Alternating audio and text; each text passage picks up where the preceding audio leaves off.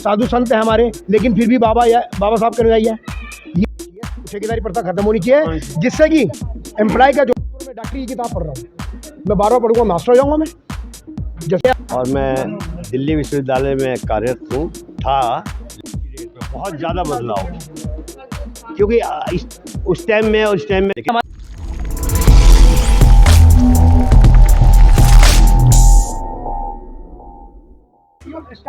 नमस्कार, मैं विजय कुमार पुनिया, आपका हमारे चैनल पर स्वागत है। मैं खड़ा दिल्ली यूनिवर्सिटी के अंदर और यहाँ पे बाबा साहब डॉक्टर भीमराव अम्बेडकर की 133वीं जयंती मनाई गई और हमारे साथ पूर्व प्रधान भी और वर्तमान प्रधान जो दिल्ली यूनिवर्सिटी के SC/ST के हैं, उनसे बात करते हैं। पूछते हैं सर, सबसे पहले तो आपसे बात करूँगा, थोड़ा परिचय दीजिए अपने।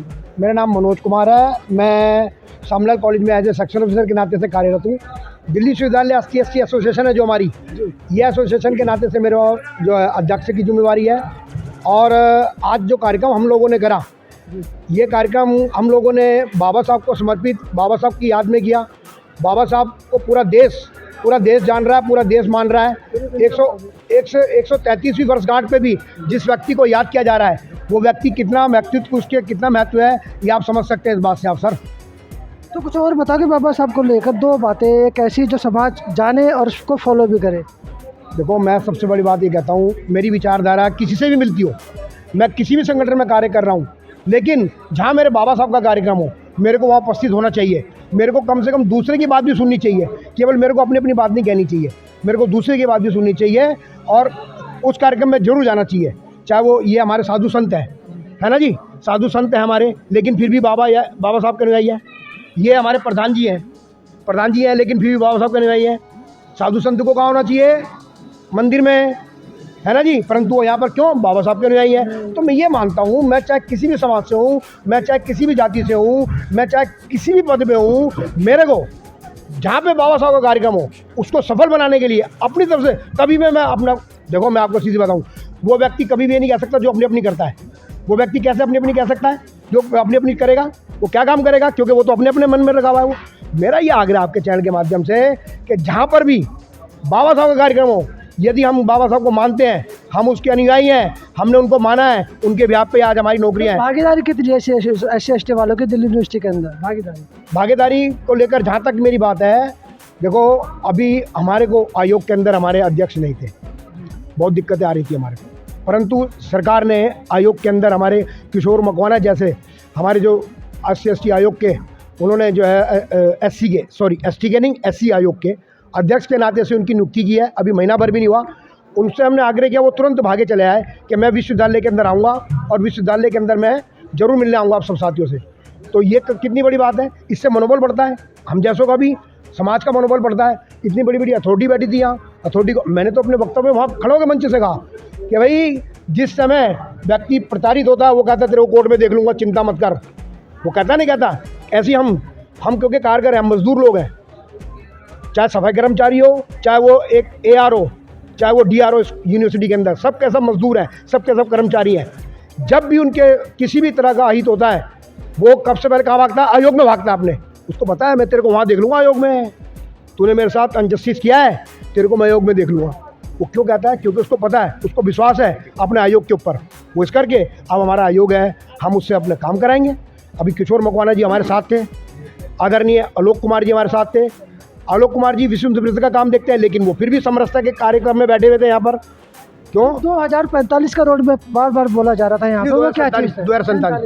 2047 का रोड मैप। देखो ये सरकारी योजना है, हमारे को उससे मतलब नहीं है, लेकिन माननीय आलोक जी ने एक चीज़ कही आज के कार्यक्रम में, बहुत बढ़िया। एक तो ठेकेदारी पे वो बोले कि जो ठेकेदारी है वो प्रथा, ठेकेदारी खत्म नहीं होनी चाहिए, वो ठेकेदारी प्रथा खत्म होनी चाहिए, जिससे कि एम्प्लॉय का जो हक है उसको मिले।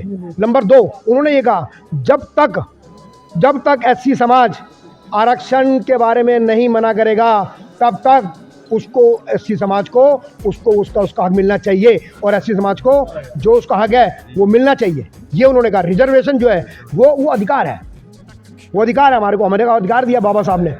आप ये देखो, एक व्यक्ति है, जो आदमी, एक तो है अब महाराज जी के साथ आप 21 साल के बच्चे को दौड़ाओगे, क्या होगा?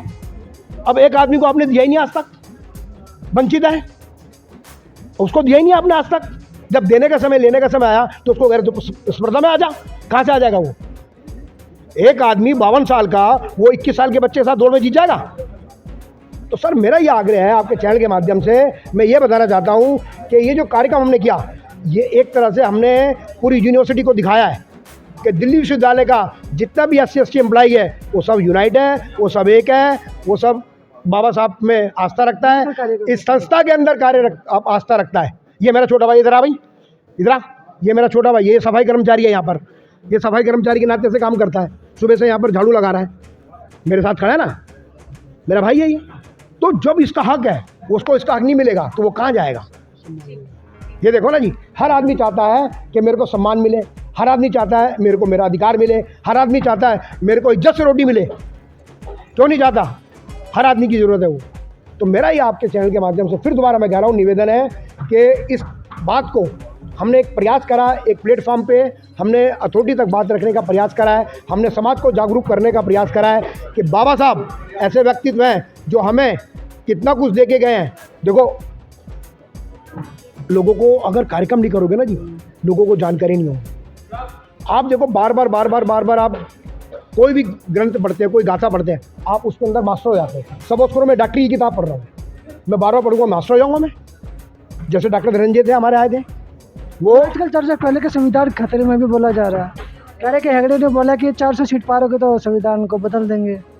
देखो भाई, संविधान एक बात हो रहा है, ये सारी की सारी अब इलेक्शन चल रहा है, आपको पता है, हर कोई चाहता है मैं जीतूं, मैं आगे, मैं जीत जाऊं, मैं बन जाऊं, है ना जी। आप ये देखो जो बात करते हैं, एक ऐसी पार्टी में नाम नहीं लूँगा, उस पार्टी ने जो मुसलमानों के वोट तो लेती है, परंतु मुसलमान के लिए कुछ भी उसने अपने फॉर्म में नहीं लिखा।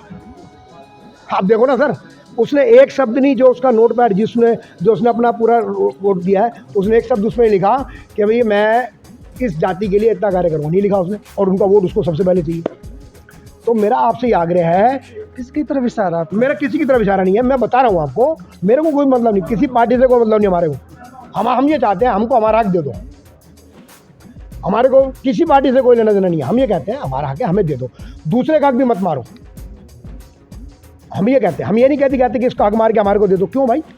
हमारा जो हक है, हमारे जो 7वें नंबर पर हमारी पोजीशन बनती है रोस्टर के अकॉर्डिंग, हमारे को 7वां नंबर हमारा दे दो, हमारा 14वां नंबर हमारे को दे दो, हमारा 21 नंबर हमारे को दे दो।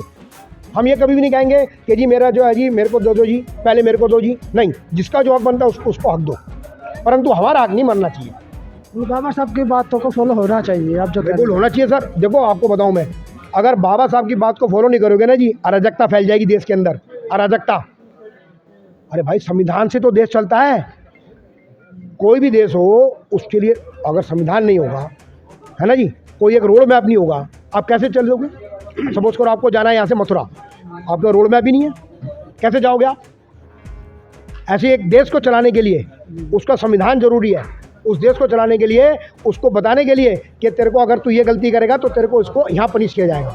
चलो बात करते हैं वर्तमान जो पूर्व थे प्रधान यहाँ पे दिल्ली में, उनसे बातें हैं, तो आप भी थोड़ा बताया आपके समय में अम्बेडकर जयंती मनाना कितना मुश्किल था, या कोई दिक्कत आती थी या नहीं आती थी?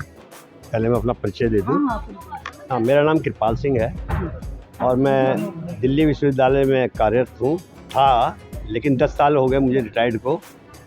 रिटायर होने के बावजूद भी मुझे यहाँ पे याद किया जाता है, बुलाते हैं, कोई फंक्शन हो, कोई कार्यक्रम हो हमारे SC/ST का, तो मुझे बुलाया जाता है। कोई सलाह मांगते हैं, उन्हें सलाह भी दी जाती है कि हम उस टाइम हमने कितना स्ट्रगल किया, कितनी मेहनतें करी है। तो हमारे समय के अंदर SC/ST क्या कोई संगठन नाम की कोई चीज़ ही नहीं थी दिल्ली विश्वविद्यालय के अंदर, पहले नहीं थी, बिल्कुल नहीं थी। SC/ST यूनियन ही नहीं थी। ये तो हमारे कुछ सीनियर साथी थे, हमें यही नहीं पता था कि ये SC/ST एसोसिएशन क्या होती है, क्या नहीं होती है। उनके माध्यम से फिर हमें पता लगा कि हमारी एक SC/ST जो एसोसिएशन है, वो हमारे पुराने जो थे, वो हमारे गुरुजी कृपाल जी थे, तो इनका बहुत बड़ा योगदान है कृपाल जी का, कि इनका जो SC/ST जो संगठन खड़ा करा, बहुत बड़ा योगदान हमारे गुरुजी का भी। तो जब SC/ST एसोसिएशन का निर्माण हुआ, उस टाइम मैं वाइस प्रेसिडेंट था। क्योंकि प्रेसिडेंट हमारे जो थे, जो इनको करता धरता थे, प्यारे लाल जी थे। मेन फाउंडर मेंबर जो थे वो प्यारे लाल जी थे, जो इकोनॉमिक्स ग्रोथ के अंदर सर्विस करते थे, एज ए पियोन थे। तो उन्होंने बहुत मेहनत करी, एक एक व्यक्ति के पास जाके उन्होंने 2-2 रुपए की पर्चियाँ काटी मेंबरशिप की। 2 रुपए की 2-2 रुपए की पर्ची काटी हमारे टाइम में मेंबरशिप के लिए सिर्फ।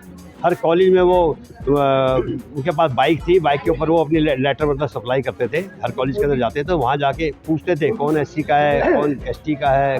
तो पूछने से ही पता लगता था, छुपके लोग छुपके बताते नहीं थे। तो उन्होंने एक एक चुपचाप उनको मेंबरशिप दी।